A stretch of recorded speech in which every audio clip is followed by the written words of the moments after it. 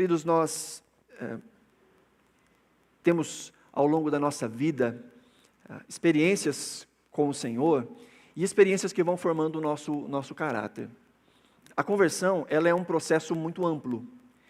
E talvez a parte mais complicada do processo de conversão seja, talvez não, com toda certeza, a conversão do nosso coração, dos nossos afetos, das nossas vontades, dos nossos desejos, dos nossos amores. Por um tempo a gente pode até entender que a palavra de Deus, ela é real, ela é viva, ela é necessária, ela é verdadeira, mas leva um tempo para o nosso coração abraçar essa palavra de fato. Ter um coração que se expõe a essa palavra e que saiba viver à luz da palavra nos dias alegres e nos dias não tão alegres assim. Nós não gostamos muito destes momentos de tristeza. Nós não gostamos de viver tempos em que o coração se sente abatido. Nós queremos que esses tempos passem o mais rápido possível. Não queremos experimentar. Se for para ter tristeza, que seja rápido. E que seja aquela, como se tira um band-aid, bem rápido, né? A gente não quer sentir dor, a gente não quer pensar sobre ela. Mas até mesmo a dor faz parte da formação do nosso caráter. Por outro lado, a alegria nós desejamos, a alegria nós queremos cultivar, a alegria nós queremos que ela dure o máximo possível, que os momentos mais alegres, mais felizes, que os momentos de deleite, que eles se prolonguem o quanto der, o quanto for possível. Há um tempo atrás eu vi a Sofia fazendo algo que é muito eu me vi na Sofia.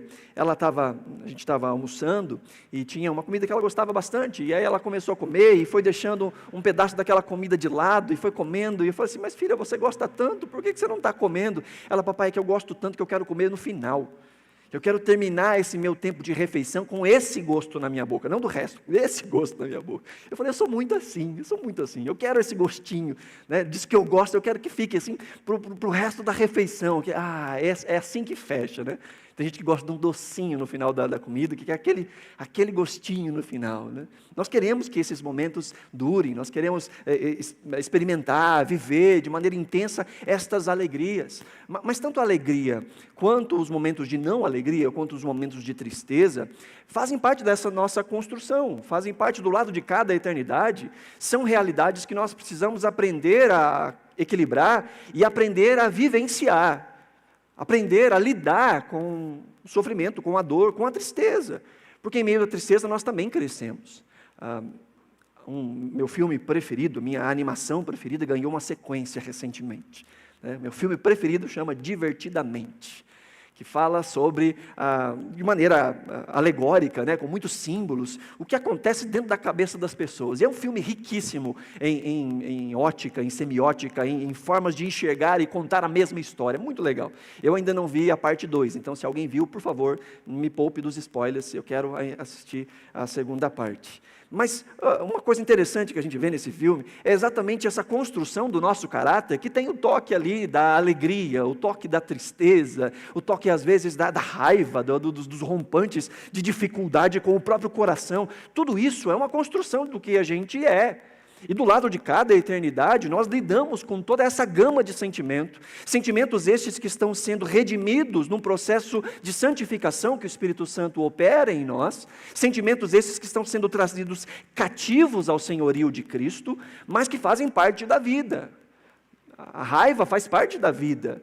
Se eu olho para uma situação que é uma situação de injustiça, e eu não sinto raiva por aquilo, há algo de errado comigo. Há um tipo de ira que é uma ira santa. É possível se irar sem pecar. Na verdade, é necessário se irar por aquilo que é mal, por aquilo que é pecado. O coração precisa ficar com raiva mesmo, de como as coisas não são como deveriam ser. O coração precisa mesmo se ficar indignado. Assim, a tristeza diante de momentos que requerem tristeza, a alegria diante de momentos que chamam a alegria, todas essas movimentações sentimentais fazem parte da construção de quem a gente é. E tudo isso, de novo, deve ser trazido debaixo do senhorio de Cristo, que Ele nos dê a capacidade de administrar bem o nosso coração. O salmo que está diante de nós nos expõe um pouco dessa dualidade. Nos expõe um pouco desse sabor agridoce da vida. O Salmo 126 faz parte de um compilado de salmos que vai desde o Salmo 120 até o Salmo 134. São 15 salmos, que nós chamamos de salmos de degraus, ou cânticos de ascensão, ou cânticos de peregrinação, que são salmos, você já deve ter me ouvido falar sobre isso, são salmos que o povo de Deus cantava, vindo das mais diversas terras, rumo a Jerusalém, para uma das celebrações das grandes festas de Israel. Fosse a Páscoa, fosse Pentecostes, fosse a festa das cabanas. Então eles saíam dos territórios, tanto de Israel como de fora de Israel, rumo a Jerusalém, e nesse trajeto eles iam como caravanas, cantando estas canções que são os cânticos de ascensão. E esses cânticos trazem esse misto de alegria, de esperança, ao mesmo tempo de temor. O famoso texto que diz: eleva os meus olhos para os montes, de onde virá o meu socorro vem do Senhor. Faz parte desse compilado também de salmos, de expectativa. No meio da jornada existem perigos, existem dificuldades, e o peregrino vai cantando da salvação, vai cantando da sua história, vai cantando da sua esperança. E eu gosto muito desses salmos, porque esses salmos falam muito sobre nós, porque nós estamos numa peregrinação, nós estamos numa caminhada, nós somos forasteiros nessa terra, e nós estamos rumo a uma terra prometida, rumo a um reino de Deus, e nós experimentamos aqui e ali algumas partes deste reino. Quando nós nos reunimos, por exemplo, como comunidade da fé, aos domingos à noite, ou ao domingo pela manhã, ou numa quinta-feira à noite, quando nós estamos juntos, nós experimentamos um pouquinho desse tempo de céu, nós experimentamos um pouquinho dessa ida a Jerusalém, nós olhamos para o alto, nós olhamos para Deus, nós nos lembramos da nossa pátria, nós nos lembramos quem nós somos, e isso tem que irrigar a nossa vida no nosso dia a dia. Este salmo é composto ou é composto para essa ocasião. Os judeus da época cantavam estes salmos nestas ocasiões de peregrinação. E este é um salmo que fala de um momento de restauração. O salmo ele é muito fácil da gente conseguir dividir, talvez na sua Bíblia, a minha inclusive tem uma separação entre o versículo 3 e o versículo 4, tem como que uma linha em branco, talvez no seu também esteja assim, porque ele é muito fácil de entender essa separação. Os 3 primeiros versículos está falando de algo que aconteceu no passado. E os 3 versículos finais falam sobre uma expectativa para o agora e para o futuro. Então há uma expectativa para agora e para o futuro que é baseada naquilo que se vivenciou no passado. O texto diz nos versos 1, 2 e 3, que quando o Senhor trouxe os cativos de volta a Sião, foi como um sonho. Nós não sabemos ao certo em que momento este salmo foi composto. É quase que um consenso que isso fala do momento em que o povo estava cativo na Babilônia, depois de 70 anos, retornou para a sua terra, volta ali para Jerusalém que estava destruída, o templo estava destruído, ainda muitos dos judeus que foram levados cativos ainda não tinham voltado para a terra, mas o imperador Ciro baixou um decreto dizendo que os judeus podiam voltar para a sua pátria. Então, muito provavelmente é nesse momento, ou em alguma das libertações que Israel experimentou ao longo da sua história, de um retorno para a sua terra. Mas o texto diz que isso foi algo tão inusitado, algo tão grandioso, que parecia um sonho.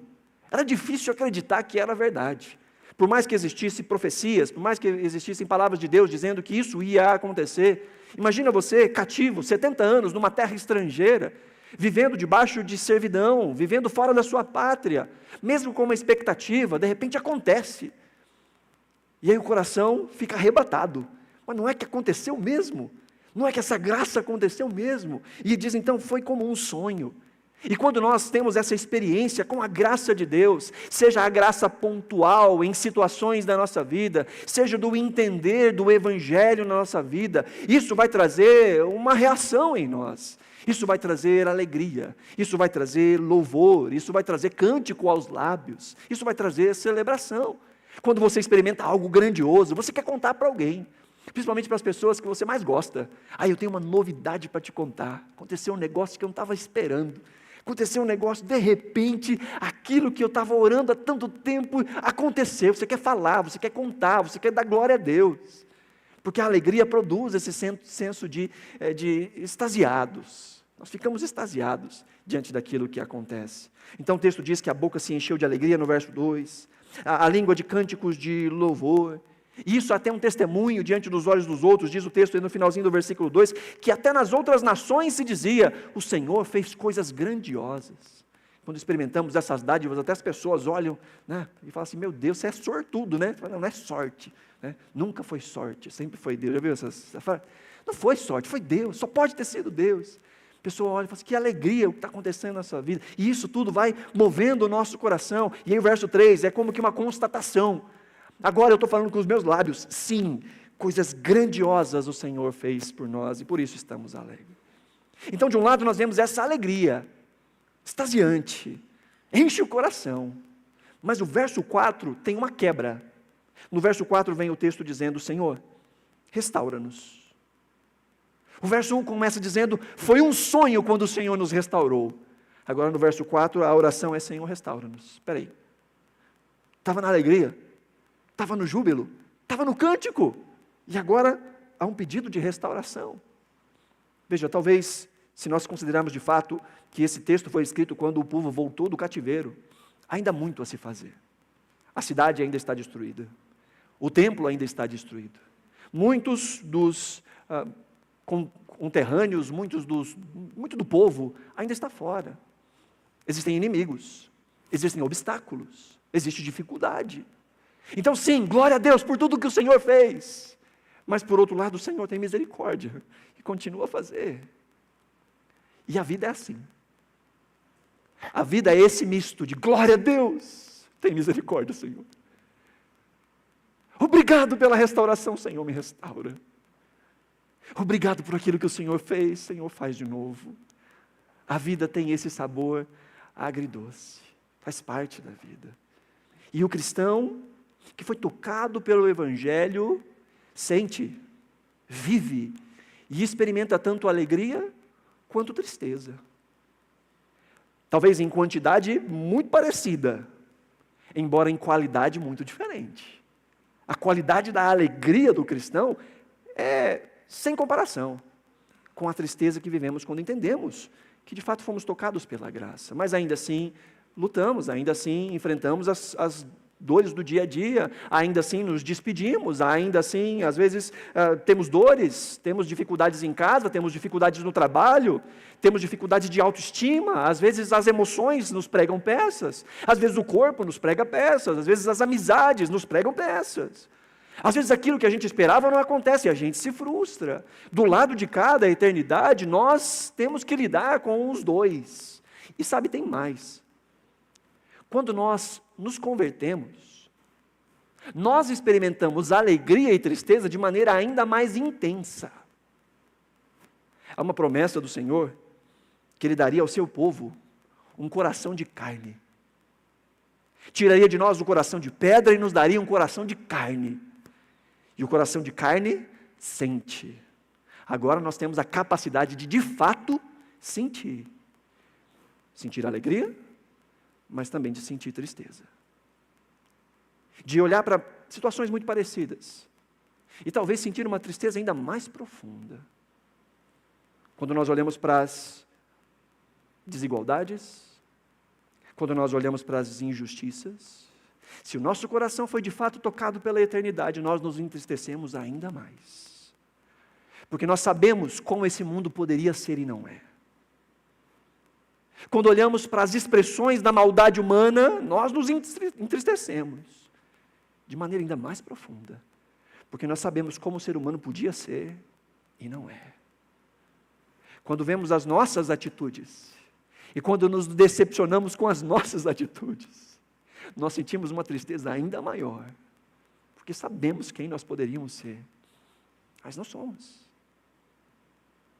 Por outro lado, nós também temos uma alegria que é indizível, porque embora entendamos que nós somos necessitados de graça e de misericórdia, porque não somos quem deveríamos ser, nós entendemos que há um Deus que nos ama apesar de nós, e que nos cobre em meio às nossas dores, adversidades e pecados. Nós sabemos que há um Deus que é grandioso, que estruturou o universo com o poder da sua palavra, e esse Deus é nosso Pai, e Ele não é contra nós, Ele é por nós, e Ele está numa obra de transformação do nosso coração, para que nós sejamos parecidos com Ele, Então a nossa alegria se torna ainda mais indizível. Quando nós experimentamos algumas das alegrias desse mundo, e há alegrias nesse mundo, nós nos lembramos, isso é só um aperitivo. Isso é só um aperitivo. Sabe aquelas alegrias que arrebatam o nosso coração? A gente diz, isso é só um aperitivo. Tem mais por aí, vem mais pela frente. Tudo que experimentamos aqui e agora é parcial, é parcial. Quando experimentamos a alegria, o nosso coração tem agora a capacidade de se alegrar ainda mais. Nós não nos alegramos com o acaso, nós nos alegramos com a providência. Nós não nos alegramos com a sorte, nós nos alegramos com o Deus que cuida de nós em todo o tempo. Porque Deus nos deu um coração mais sensível. E veja, há também uma relação muito interessante entre alegria e tristeza no que diz respeito ao Evangelho. Porque, por um lado, o Evangelho nos leva, a alegria do Evangelho nos leva a uma tristeza. A tristeza de às vezes não respondemos de maneira adequada ao Evangelho. Eu contemplo tudo o que Deus fez em meu favor. Aí eu olho para mim, isso me leva a uma tristeza.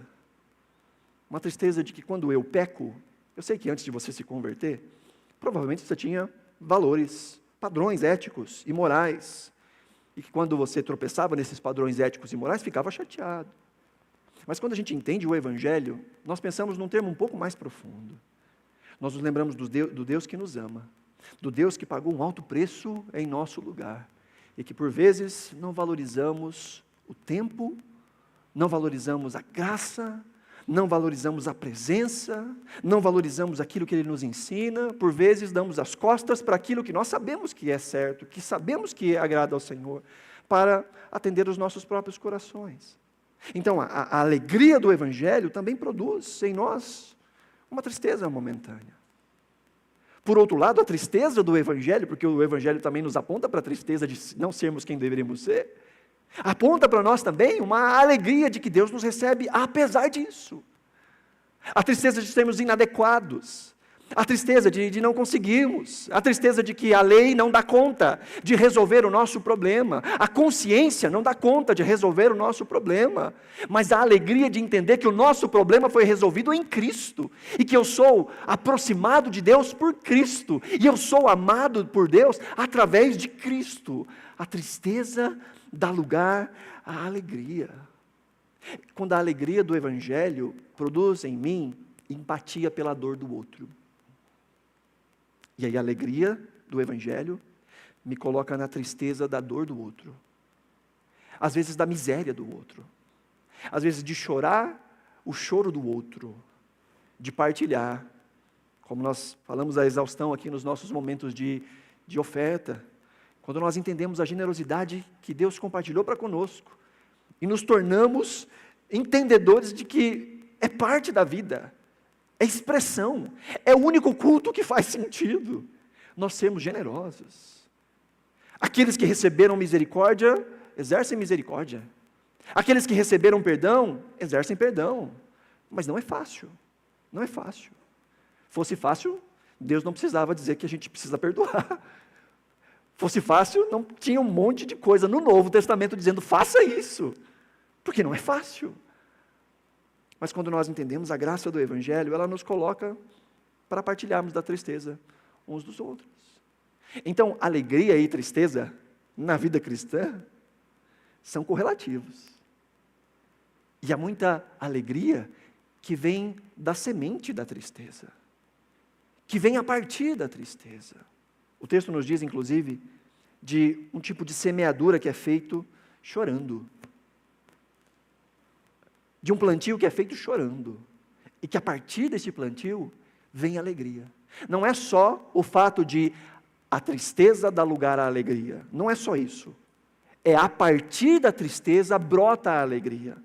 É uma construção que vem deste ambiente, às vezes de dor e de dificuldade, mas que aponta para uma alegria que é uma alegria perene. O Evangelho é isso. Cristo experimentou a tristeza em nosso lugar, para que por meio dele fôssemos de fato felizes. Jesus foi o homem de dores, diz a palavra, que sabe o que é padecer, que sabe o que é sofrer. Dá uma olhada nos evangelhos, veja quantas vezes pesar, choro acompanham o ministério de Jesus. Jesus chorou e sofreu em nosso lugar, mas também Jesus celebrou. Jesus também se alegrou. Não é à toa que João faz questão de narrar o primeiro milagre realizado por Jesus. E não foi expulsar demônio, não foi ressuscitar morto. O primeiro milagre de Jesus foi alegrar uma festa. Alegrar uma festa de casamento. Jesus gosta de alegria. Jesus era chamado de comilão, de beberrão. Jesus gosta de uma festa. Jesus se sentava com os seus discípulos para comer. E ele diz, eu estou indo embora, mas não vejo a hora de voltar no meu reino para a gente comer junto de novo. Jesus ressurreto, no seu encontro com os seus discípulos, já fez um peixinho assado. Jesus é Deus de alegria. Alegria, pesar, são marcas do ministério de Jesus, porque são marcas da nossa vida, do lado de cada eternidade. Do lado de cada eternidade, nós nos consolamos na alegria de Cristo, e essa alegria nos leva ao pesar pelo pecado em nós, pelo pecado fora de nós, pela injustiça em nós, pela injustiça que nós fazemos, pela injustiça que nos cerca. O coração está sendo em todo tempo dirigido por Deus, e deve ser em todo tempo irrigado pela eternidade, para viver de maneira digna, alegria e tristeza. Mas como a gente vive nesse mundo, equilibrando essas duas coisas? Bom, o texto nos dá uma ajuda nisso. Nós vemos uma relação com o hoje, que tem muito a ver com a forma como nós enxergamos o passado e a forma como nós enxergamos o futuro. A oração do salmista aqui no versículo 4 é: Senhor, restaura-nos. E ele pede que essa restauração seja abrupta. Ele pede que essa restauração aconteça de uma maneira avassaladora. Ele diz, Senhor, restaura-nos assim como enches o leito do rio, ou dos ribeiros do deserto. Outra versão vai trazer, assim como enches o Negueb. Depois, se você quiser pesquisar no YouTube, você vai encontrar lá, põe lá, as torrentes do Negueb. Tem vídeos hoje, graças a Deus por isso. De um leito seco de rio, deserto puro. Mas, no alto de uma montanha começa a chover, ou começa a acontecer um degelo, e de repente uma torrente que ninguém consegue explicar, e ninguém consegue segurar, vem do mais longínquo lugar e vem rasgando o vale, e enchendo aquele lugar que outrora era um vale seco, e trazendo abundância de água. Ao ponto que depois nascem as flores, nasce a relva, e tem uma flor que só nasce no vale do Negueb, só lá, depois desse tempo de enxurrada. Se você já viu alguma imagem dessas torrentes que acontecem, essas tempestades, relâmpagos que acontecem no deserto, o Negueb é um desses lugares. E a oração do salmista é: Senhor, que o Senhor nos restaure desse jeito.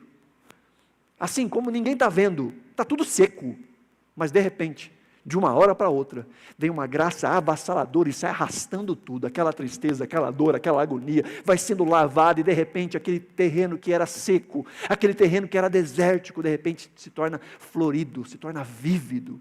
A oração do salmista é: Senhor, faz isso, age em mim. E às vezes Deus faz exatamente assim, de repente, Deus simplesmente faz. Às vezes o de repente de Deus demora um pouco mais. Às vezes leva um tempo, você está orando, está trabalhando, está fazendo isso, está fazendo aquilo, e de repente, que demora um pouco mais, Deus faz. Mas a oração é: Senhor, faz. Então, enquanto nos versículos iniciais, versos 1, 2 e 3, há uma lembrança daquilo que Deus fez, é essa lembrança que nos guia para o entendimento que há um Deus fiel que continua operando. O Deus que nos salvou no passado, o Deus que nos fez deslumbrar com esta graça que parecia um sonho, esse é o Deus que continua caminhando conosco. Então, qual é a minha relação com o hoje? Primeiro, eu olho para aquilo que Deus já fez, aquilo que Deus já fez em mim, aquilo que Deus já fez na história de pessoas que eu conheço, aquilo que eu vejo que Deus já fez na história de homens e mulheres de Deus ao longo da história, eu olho para aquilo. Quando o meu coração pesa, quando a dor vem, eu olho para aquilo que Deus já fez. O Deus que foi fiel lá atrás, é o Deus que continua caminhando comigo. O Deus que me guardou lá atrás é o Deus que continua caminhando comigo. Ele não muda, eu mudo. O meu coração muda. Os meus medos mudam. As minhas ansiedades mudam. Coisas que outrora eu conseguia crer, hoje eu não consigo mais. Outras que eu não conseguia, agora eu consigo. O meu coração é instável. Mas Deus é rocha sólida onde eu posso colocar os meus pés. Deus não muda, a sua fidelidade não muda, o seu caráter não muda, e Ele é o meu bom Pai, e Ele é por mim, Ele não é contra mim, Ele está comigo, Ele caminha comigo. Sim, eu estou numa peregrinação, mas eu não caminho sozinho, Ele está comigo. Então eu olho para aquilo que Ele fez, eu olho para as suas obras no passado, e eu declaro a sua fidelidade, eu deixo que em minha boca cânticos de louvor existam. Na comunidade dos santos, eu deixo com que os meus lábios entoem novamente um cântico de louvor ao Senhor. Às vezes mesmo sem querer, às vezes mesmo sem vontade. Não, eu não quero cantar, eu não quero louvar, eu não estou conseguindo, meu coração está seco, eu estou com dor, mas eu vou estar com os meus irmãos, porque eu vou me obrigar a cantar os feitos do Senhor, porque eu sei o que Ele tem feito na minha vida. Agora eu não estou enxergando. Agora as vistas estão embaçadas, agora a dor me distrai, agora a tristeza me distrai, mas eu sei em quem tenho crido, e eu sei que Ele é poderoso para guardar o meu tesouro até o dia final, para guardar o meu coração até o dia final. Então mesmo sem querer, mesmo sem vontade, eu vou abrir os meus lábios e vou cantar uma canção de louvor ao Rei. Isso é um desafio para o nosso coração. Então eu olho para trás com gratidão. Eu olho para trás com a lembrança dos feitos do Senhor. Mas eu olho para frente também entendendo. Verso 5 diz que aqueles que semeiam com lágrimas, com cânticos de alegria vão colher. É uma promessa. Quando lançamos a semente, as boas sementes, quando lançamos as sementes que o Senhor nos dá para lançar, o semeador é esse que entende o seu papel. E nós, enquanto seres viventes sobre esta terra, sabemos quais são as sementes que nós devemos lançar. Às vezes nós nos desanimamos pelas situações e não lançamos essas sementes. Sabemos quais são. Sabemos o que devemos fazer. Nós oramos, Senhor, restaura a minha família, mas sabemos quais são as sementes que nós temos que lançar para que a família seja restaurada. Senhor, restaura o meu relacionamento com o meu pai, com o meu filho, com o meu marido, com a minha esposa. Senhor, restaura o meu relacionamento com aquele meu vizinho, aquele meu colega de trabalho. Nós oramos, e orar é importante, mas nós sabemos quais são as sementes que nós devemos plantar para que isso aconteça. E muitas vezes é difícil plantar essas sementes. Plantamos e plantamos chorando, mas a promessa do Senhor é que aqueles que plantam com choro mesmo, estão regando sementes frutíferas. Regando sementes frutíferas. Nosso choro é água, nosso choro irriga a semente. E aquele que entende que há um Deus bom, um Deus que continua operando, tem essa postura diante da vida. Olha para frente, lembra das promessas, lembra do cuidado. E agora? E no hoje, como a gente vive?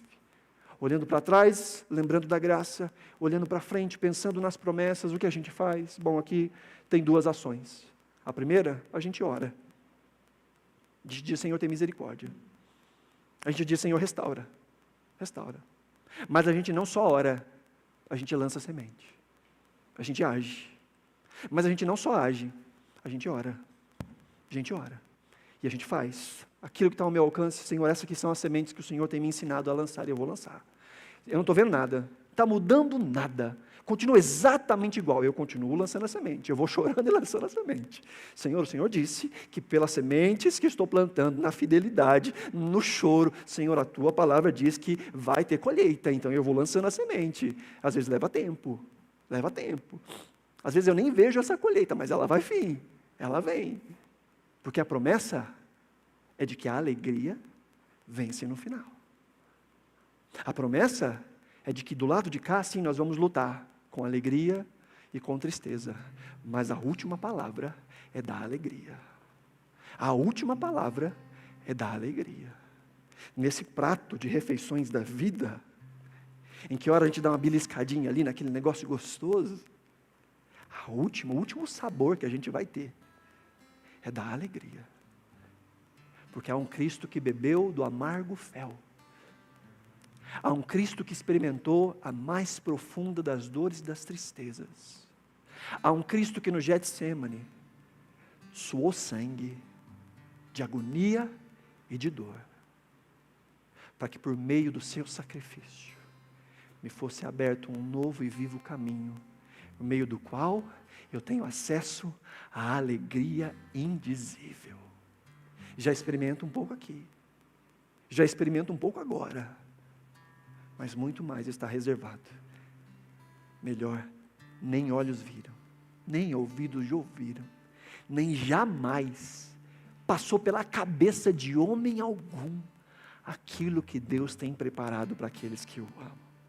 E essas coisas Deus nos tem revelado por meio de Cristo Jesus.